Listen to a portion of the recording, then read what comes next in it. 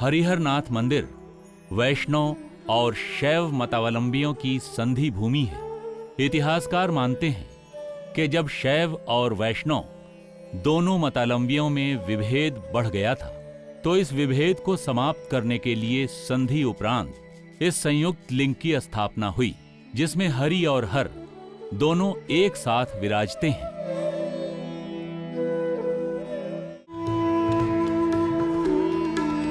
हरिहरनाथ मंदिर का निर्माण तथा बाबा हरिहरनाथ की प्राण प्रतिष्ठा कब और किसने की, इसका कागजी प्रमाण तो नहीं मिलता, पर इस मंदिर की स्थापना को लेकर कई कथाएं हैं। एक प्रचलित कथा के अनुसार यह स्थान वानासुर की राजधानी शोणितपुर हुआ करता था।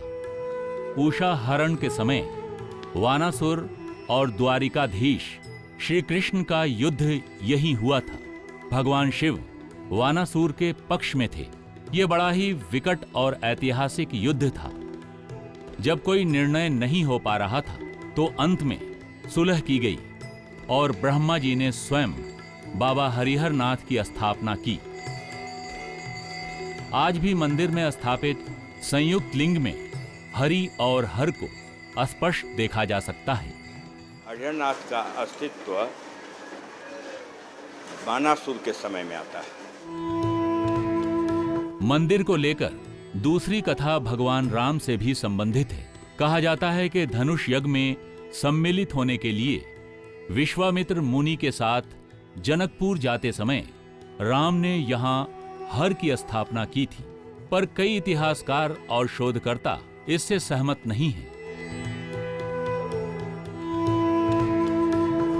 इतिहासकारों के अनुसार बाबा हरिहरनाथ के इस मंदिर के कारण ही इस स्थान का नाम हरिहर क्षेत्र पड़ा। मान्यता यह भी है कि इसी स्थान पर नदी के किनारे गज और ग्राह का युद्ध हुआ था और इसमें हरि यानी भगवान विष्णु ने आकर अपने भक्त गज को ग्राह से बचाया था। यह स्थान जैन, बौद्ध, नानक, कबीर पंथ और नाथ पंथों की समन्वय भूमि भी है। इस मंदिर पर अलग अलग काल के वास्तुकला की छाप दिखती है।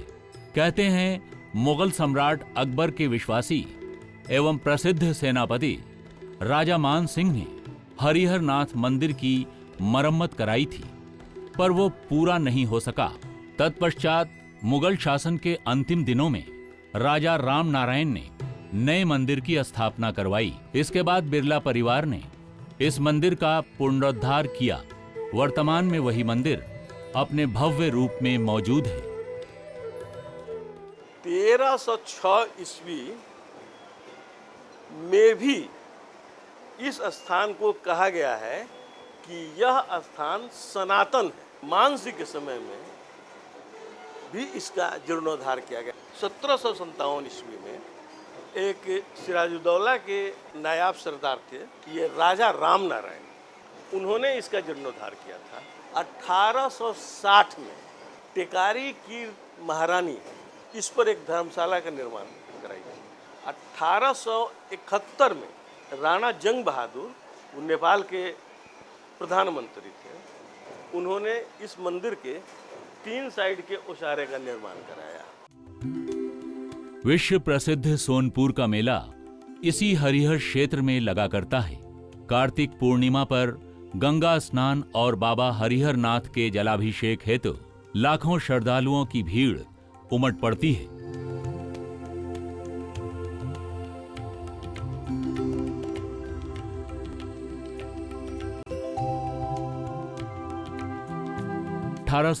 ईस्वी में लॉर्ड मार्टिन के आदेशानुसार प्राचीन हरिहरनाथ मंदिर का सौंदर्यीकरण और विस्तार के साथ सोनपुर के प्रसिद्ध पशु मेले के रूप में मानचित्र पर आने का जिक्र मिलता है। 1 माह तक चलने वाले इस मेले में देश विदेश की संस्कृतियां एक दूसरे से मिलती हैं। यहां देश ही नहीं, विदेशों से भी बड़ी संख्या में लोग आते हैं। इस मेले में सुई से लेकर हाथी तक मिलता है। ये मेला भी धार्मिक, ऐतिहासिक, सांस्कृतिक और आधुनिक विचारों का एक अनोखा संगम प्रस्तुत करता है। 1 महीने तक चलने वाले इस मेले में करोड़ों लोग शामिल होते हैं और बाबा हरिहर नाथ के दर्शन कर पुण्य के भागी बनते हैं। कहते हैं कि कार्तिक पूर्णिमा को यहाँ स्नान कर जलाभिषेक करने से समस्त व्याधियों का नाश होता है। शोधकर्ता इसका वैज्ञानिक आधार भी देते हैं कि कुछ नेचुरल एलिमेंट से, प्राकृतिक अवयव से यहाँ का स्नान अवश्य जुड़ा हुआ है। पेंजिया लैंड और अंगवा लैंड, मतलब कि गोंडवाना लैंड और अंगवा लैंड का तिब्बत का पोर्शन जो कि हिमालय से अटैच करता है, दोनों के जल के सम्मिश्रण के तत्व जो हैं वो मोस्ट क्रिस्टल रूप में कार्तिक पूर्णिमा के दिन अगर कहीं उपलब्ध है, हरिहर क्षेत्र में उपलब्ध है।